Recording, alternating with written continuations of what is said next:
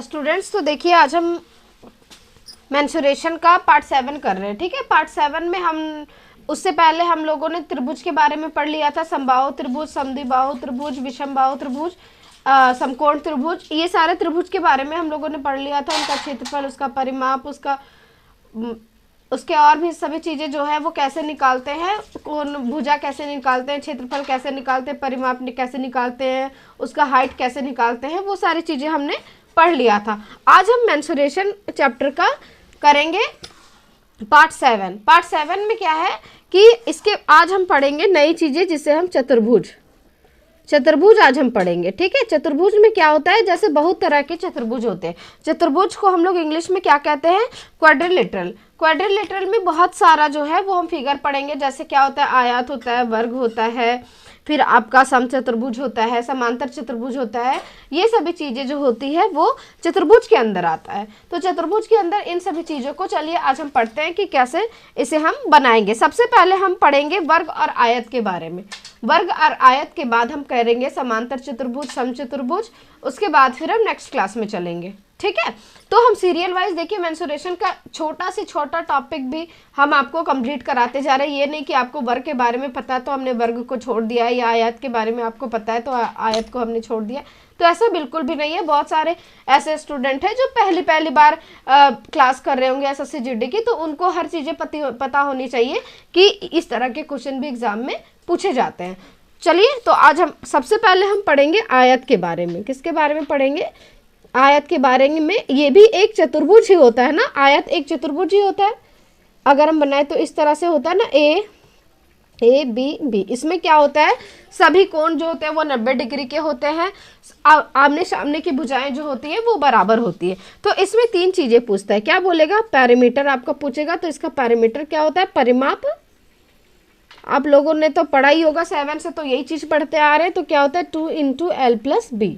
अब ये फॉर्मूला आपके कैसे बना है ये भी बता दें, ये भी बताना पड़ेगा। चलिए इसी चीज को याद रखिए, 2 × L + B। अब इसमें क्या है, एरिया। एरिया यानी क्षेत्रफल। तो इसका क्षेत्रफल क्या होता है, L × B, यानी कि हिंदी में बोले तो आधार लंबाई आधार गुना ऊंचाई। ठीक है, L × B, यानी कि आप इसको कुछ भी बोल सकते हैं, ऊंचाई गुना आधार बोले या आधार गुना ऊंचाई बोले। तो ये चीजें जो होती है वो L × B इसका होता है। L ये लंबाई और ये चौड़ाई। ठीक है, उसके बाद क्या होता है, इसमें आपका एक चीज और है, इसमें आपका विकर्ण पूछा जाता है।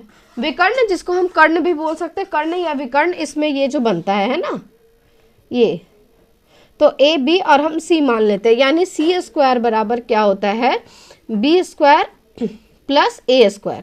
यानी अगर C बराबर हम बोले तो √B² + A², ये जो है वो आपका विकर्ण का ये फॉर्मूला हो जाता है। यानी इसका कर्ण निकालने का, विकर्ण निकालने का इसका फॉर्मूला हो जाता है। अब इसमें जो है ना वो क्वेश्चन डायरेक्टली पूछ लिए जाते हैं, तो इस पे हम ज़्यादा टाइम वेस्ट नहीं करेंगे, क्योंकि इसमें L और B तो आपको निकालना आता है ना। L और B आपका दे रखा होगा। इसमें आपको पैरामीटर निकालने बोलेगा, एरिया में L और B दे रखा होगा वो निकालने बोलेगा। कभी कभी एरिया दे देता है, आपको पैरामीटर निकालने बोलता है। तो इस तरह से आपका क्वेश्चन कभी कभी पूछ लिया जाता है। चलिए एक छोटा सा क्वेश्चन हम बनाते हैं। आपका बोलेगा एक आयत का क्षेत्रफल, 96 सेंटीमीटर स्क्वायर है तथा इसकी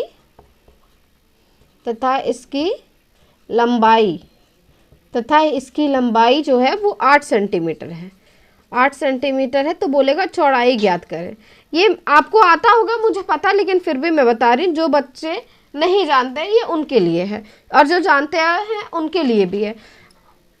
तथा 8 सेंटीमीटर है, चौड़ाई ज्ञात करें, ये क्वेश्चन है। ठीक है, चौड़ाई ज्ञात करें।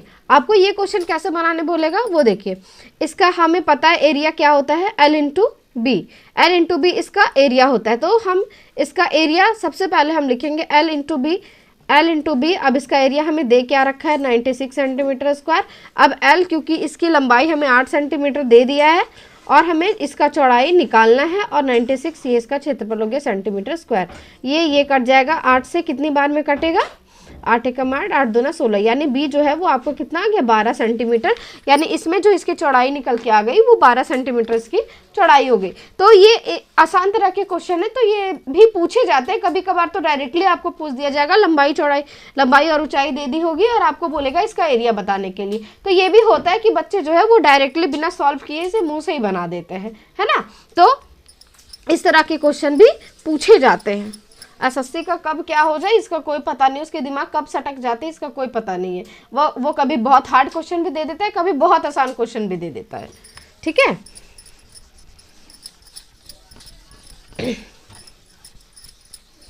चलिए देखिए, अब हम इसमें एक चीज और करेंगे। इसमें क्या है, अब आप ये चीजें को लिख लिए होंगे, अब हम इसे मिटा देते हैं, ठीक है। इसमें एक चीज है जो कि एसएससी का बहुत ही फेवरेट क्वेश्चन जिसको हम बोल सकते हैं, उसका बहुत ही फेवरेट क्वेश्चन है ये चीज, ठीक है। उसको मैं बताती हूँ, उसके बाद आयत को हम खत्म करेंगे, फिर वर्ग की तरफ आएंगे। इसमें एक क्वेश्चन क्या है, देखिए, किसी आयत की लंबाई 20% एवं चौड़ाई 25% बढ़ा दी जाए तो उसका क्षेत्रफल में कितने प्रतिशत की वृद्धि होगी, ठीक है, कितने प्रतिशत की वृद्धि होगी, ये क्वेश्चन है, ठीक है।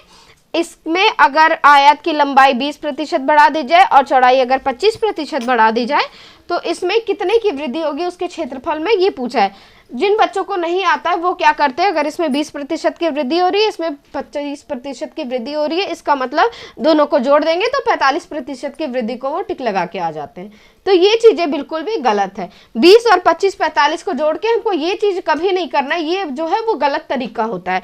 देखिए हम कैसे इस चीज को करेंगे, इसका एक फॉर्मूला क्या होता है, a + b + a × b / 100, ये इसका एक फॉर्मूला होता है, ठीक है। जब 2 बार वृद्धि हो रही है तब अगर माइनस में वृद्धि होगी, जैसे बोलेगा इतना कमी हो जा रहा है और इतना बढ़ रहा है, तो जब ज़्यादा कम बोलेगा तो हम यहाँ पे माइनस लगाते, लेकिन जब यहाँ पे हमें बोला कि दोनों बढ़ रहा है तो हम अभी यहाँ पे प्लस लगाए हैं, ठीक है। तो ये फॉर्मूला होता है a + b, हम आपको बिना फॉर्मूले के भी बताएंगे, आप घबराओ मत, बिल्कुल भी नहीं। a + b हम क्या है, एक में a बढ़ रहा है और एक में 25 बढ़ रहा है, यानी 20 बढ़ रहा है और 25 बढ़ रहा है, प्लस 20 और ये 25 और नीचे में क्या है 100। अब इसको हम अगर काटेंगे तो 4 आ जाएगा और यहाँ से हम काटेंगे तो 5 आ जाएगा, यानी 20 25 और 5 कितना हो गया आपका 50%। यानी इसके क्षेत्रफल में जो वृद्धि हो रही है वो कितने प्रतिशत की हो रही है, 50% की। लेकिन जिन बच्चों को नहीं आता होगा वो क्या करेंगे, 20% और 25% को जोड़ के 45% वो टिक लगा के आ जाएंगे। और वही सब बच्चे जो कहते हैं मैंने 100 में से 98 क्वेश्चन कर लिया है, बस उनका यही होता है, मैंने 100 में से 98 क्वेश्चन कर लिया है, पता नहीं 98 में उन्होंने कितना सही किया और कितना गलत किया है, ठीक है। तो ये जो है वो 50% इसकी वृद्धि आ गई। अब देखिए इस चीज को हम दूसरे तरीके से भी कर सकते हैं। दूसरा तरीका क्या है, मान लीजिए हम लंबाई और चौड़ाई को हम 100 मान लिए, ठीक है, लंबाई चौड़ाई को हमने 100 मान लिया है, तो लंबाई और चौड़ाई दोनों मिला के कितना हो जाएगा 10,000, उसका क्षेत्रफल कितना हो जाएगा 10,000 तो हो जाएगा, ये हमने तो दिमाग में ही कैलकुलेट कर लिया। अब जो है उसकी लंबाई में 120% की वृद्धि होती है, सॉरी 20% की, यानी वो 100 से बढ़ के 120 हो गई है।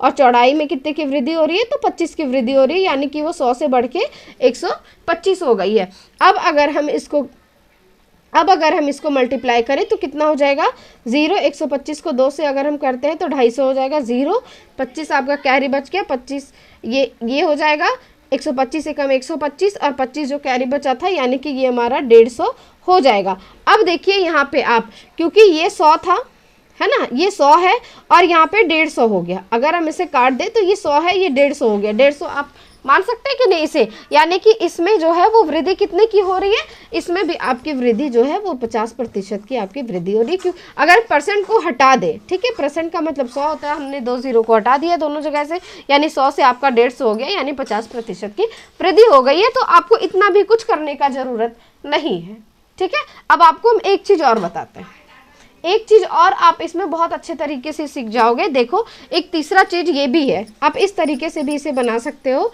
कैसे? जैसे पहले 100 है ना, 100 है, 100 के बाद क्या हुआ है, उसमें 120% की वृद्धि हुई है, 120% की वृद्धि हुई है। तो 120% की वृद्धि, 20% की वृद्धि हुई, यानी ये 120 बन गया। अब 120 के बाद बोला ये 25% की वृद्धि उसकी चौड़ाई में हुई है, यानी इसकी 25% की वृद्धि इसकी चौड़ाई में हुई है। तो इसकी 25% कितना हो जाएगा ये बताओ? इसका 50% 60 हो जाएगा और 25% 30 हो जाएगा। तो अगर 120 में हम 30 को जोड़ दिए तो ये हमारा कितना आ गया? 150। यानी पहले कितना थी? 100 थी, और अब कितना हो गया? 150। यानी इसका में वृद्धि कितना का हुआ है? तो ये आपका 150% का इसमें वृद्धि हुआ है। और एक चीज और, ये क्योंकि ये प्लस में आया है तो इसीलिए इसमें वृद्धि होगा, अगर ये माइनस में आएगा तो ये इसमें कमी हो जाएगा। ठीक है, देख तो इस तरह के क्वेश्चन को बहुत शॉर्ट तरीके से कर सकते हैं। अगर आपको फॉर्मूला याद है तो उसे भी कर सकते हैं, और नहीं तो आप इस तरीके से भी आप इस क्वेश्चन को कर सकते हैं। तो ये जो है वो एसएससी का फेवरेट क्वेश्चन है बोले तो। ठीक है, इस तरह के क्वेश्चन पूछे जाते हैं एग्जाम में। ठीक है, चलिए अब हम आते हैं वर्ग पे। हमारा आयत तो खत्म हो गया, अब हम वर्ग पे आते हैं। वर्ग पे आपको थोड़ा ज्यादा टाइम देना होगा, है ना। देखिए वर्ग में हम सबसे पहले क्या क्या निकालते हैं। वर्ग में भी हमें 3 चीजें निकालनी होती है ना। वर्ग में भी हमें 3 चीजें निकालनी है। क्या क्या है? सबसे पहले पैरामीटर है, ये वर्ग है हमारा, इसको ए। वर्ग में क्या होता है? सभी भुजाएं बराबर होती है, सभी भुजाएं बराबर होती है ना। तो ये पैरामीटर इसका 4a आ जाता है, ये तो आप बचपन से पढ़ते आ रहे हैं। इसका a² होता है। इसमें एक चीज और याद रखोगे, एरिया a² होता है ना, इसका जो है वो एक तरीके से और हम निकालते हैं d²/2, ये भी याद रखिएगा। यानी d जो इसका डायगोनल है, यानी इसका जो विकर्ण है ना, उसको हम आधा कर दे तब भी इसका एरिया निकल जाता है। आधे का मतलब स्क्वायर कर दे तब भी इसका एरिया निकल जाता है। ठीक है, तो इस चीज को भी आपको याद रखना है, क्योंकि आगे हम इस चीज का यूज करेंगे क्वेश्चन में, और आपको भी एग्जाम में इसका यूज करना होगा। ठीक है, देखिए उसके बाद क्या है? उसके बाद आपका है डी। क्या निकालेंगे? D, diagonal. डी हम कैसे निकालेंगे? a√2 होता है इसका। डी निकालने का a√2, अगर आपका a दे रखा है तो आपको √2 लगा देना है, वो आपका निकल जाएगा डायगोनल। अब देखिए इसमें कभी कभी क्या होता है वर्ग में, वर्ग में क्या होता है कि आपका ये मान लीजिए ये आपका वर्ग है, इसमें एक बोलेगा अंतःवृत्त, अंतःवृत्त एक बनता है, एक आपका बनता है बाह्यवृत्त। बाह्यवृत्त जो ये चारों कोण को मतलब छूते हुए ये बनाता है। ठीक है, चारों कोण को छूते हुए ये वृत्त बनाएगा। एक होता है अंतःवृत्त और बाह्यवृत्त। अब देखिए अंतःवृत्त की त्रिज्या और बाह्यवृत्त की त्रिज्या ये भी तो होगी ना, ये है ना। तो इसमें क्या होता है, एक ये जो अंतःवृत्त यानी छोटा आर जो हुआ वो क्या होता है, छोटा आर जो होता है वो a का आधा होता है। a मतलब बोले तो ये भुजा का, ये a का आधा होता है। छोटा वृत्त निकल जाएगा, यानी अंतःवृत्त की त्रिज्या हो जाएगी। और ये बड़ा आर का मतलब होता है ये डायगोनल। देखिए यहाँ से यहाँ ये तो वर्ग का डायगोनल हुआ ना, इसका ये वर्ग जो है इसका ये डायगोनल हुआ डी। तो इसका जब हम आधा कर देंगे तो ये क्या निकल जाएगा, बाह्यवृत्त की त्रिज्या, यानी ये जो हो जाएगा वो d/2 हो जाएगा। इस 4-5 फॉर्मूले को हमें वर्ग में याद रखना है, इससे जो है वो बहुत आसान तरीके से क्वेश्चन सॉल्व हो जाएगा। ठीक है, तो चलिए अब हम क्वेश्चन पे आते हैं। ये चीजें इन सब पे ज्यादा टाइम नहीं दे रहे हैं, क्योंकि ये चीजें आपको याद रखनी है कि अंतःवृत्त और अंतःवृत्त जो वर्ग में जो बनता है, अंतःवृत्त और बाह्यवृत्त, उसकी जो त्रिज्या है वो हम कैसे निकालते हैं, ये चीजें आपको याद होनी चाहिए। अब देखिए इसमें हम आगे क्या पढ़ेंगे। आगे हम क्वेश्चन को सॉल्व करते हैं। क्वेश्चन को सॉल्व, हम एक क्वेश्चन सॉल्व करेंगे, उसमें हम सारी चीजें निकालने के लिए बताएंगे। क्या है, देखिए किसी वर्ग की भुजा 8 सेंटीमीटर है, तो बताओ क्या क्या बताओ।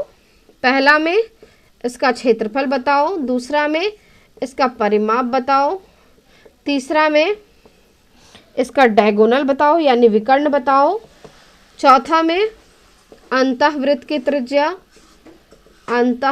त्रिज्या और पांचवा में बाह्यवृत्त की त्रिज्या।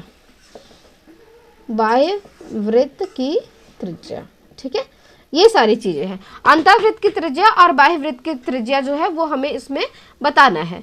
अब देखिए क्षेत्रफल क्या होता है। क्षेत्रफल तो हमें पता है, पहला का आंसर क्या हो जाएगा, क्षेत्रफल क्या होता है ए स्क्वायर यानी कि 8 का स्क्वायर यानी 64 सेंटीमीटर, ये आपका हो गया। दूसरा का आंसर क्या है, परिमाप। परिमाप क्या होता है 4a यानी 4 8 8 चौक कितना हो गया 32 सेंटीमीटर, ये हो गया इसका परिमाप। उसके बाद है विकर्ण। विकर्ण कैसे निकलेगा, तो विकर्ण का फॉर्मूला क्या होता है a√2 होता है ना, यही तो a कितना दिया है 8 और ये हो गया √2 यानी इतना सेंटीमीटर जो है वो इसका विकर्ण निकल गया। अब क्या है, अब है आपका अंतःवृत्त और बाह्यवृत्त की त्रिज्या। फोर्थ में क्या है अंतःवृत्त की त्रिज्या। तो अंतःवृत्त की त्रिज्या निकालने के लिए अभी हम क्या बताए थे कि वो a का आधा होता है, a का आधा होता है यानी भुजा का आधा होता है, यानी 8/2 इसका आधा हो जाएगा 4, यानी अंतःवृत्त की त्रिज्या जो है वो 4 सेंटीमीटर निकल गई। और बाह्यवृत्त की त्रिज्या जो है वो आपका होता है d/2 यानी डायगोनल। डायगोनल आपका कितना है, डायगोनल तो हमने निकाला ना यहाँ पे 8√2 और नीचे में 2 यानी ये कट के आ जाएगा कितना 4√2 जो है वो इसका डायगोनल हो जाएगा इतना सेंटीमीटर, ये हो गया। तो इसमें हमने देखिए एक क्वेश्चन में हमने 5 क्वेश्चन किया है, हमने क्षेत्रफल भी निकाला, परिमाप भी, विकर्ण भी, अंतःवृत्त की त्रिज्या, बाह्यवृत्त की त्रिज्या हमने ये भी निकाला है। ठीक है, अब देखिए इसके आगे क्या पढ़ेंगे। यहाँ तक हमने पांचों क्वेश्चन, मतलब एक क्वेश्चन में हमने 5 क्वेश्चन को सॉल्व किया है। ठीक है, एक एक क्वेश्चन करते हैं तो ज्यादा लंबा हो जाता है, इसलिए एक ही में 5 क्वेश्चन को सॉल्व किया, बाकी तो वैल्यू आप अलग अलग करके इसमें बना सकते हो। ठीक है, अब देखिए एक क्वेश्चन और हम क्या करेंगे इसमें।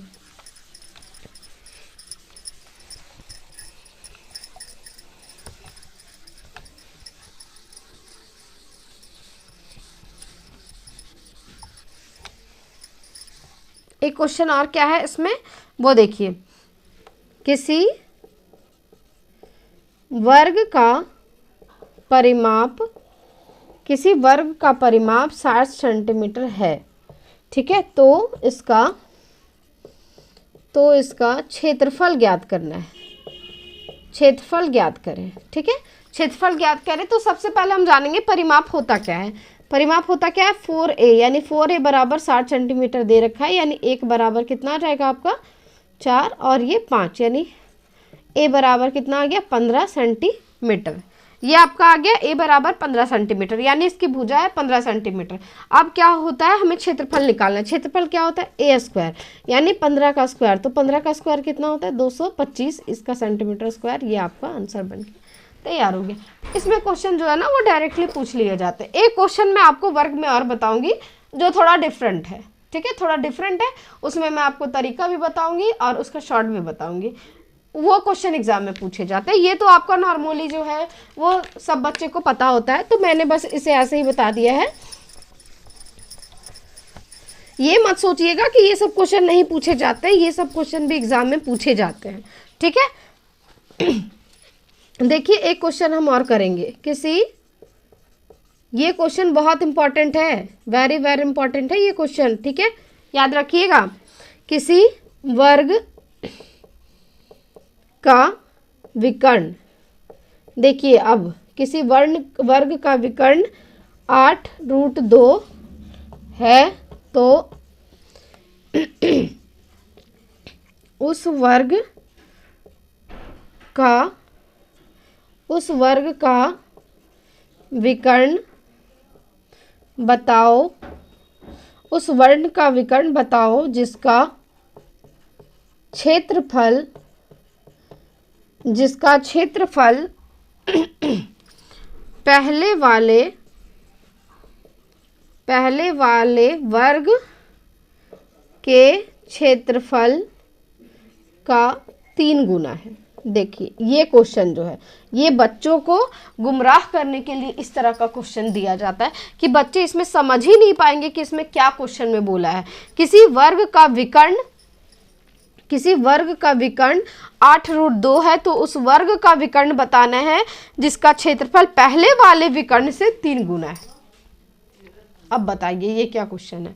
देखिए इस क्वेश्चन को हम आसानी से कैसे सॉल्व करेंगे। अभी मैंने आपको बोला था कि एरिया निकालने का दूसरा भी तरीका होता है जिसे हम d²/2 भी कहते हैं।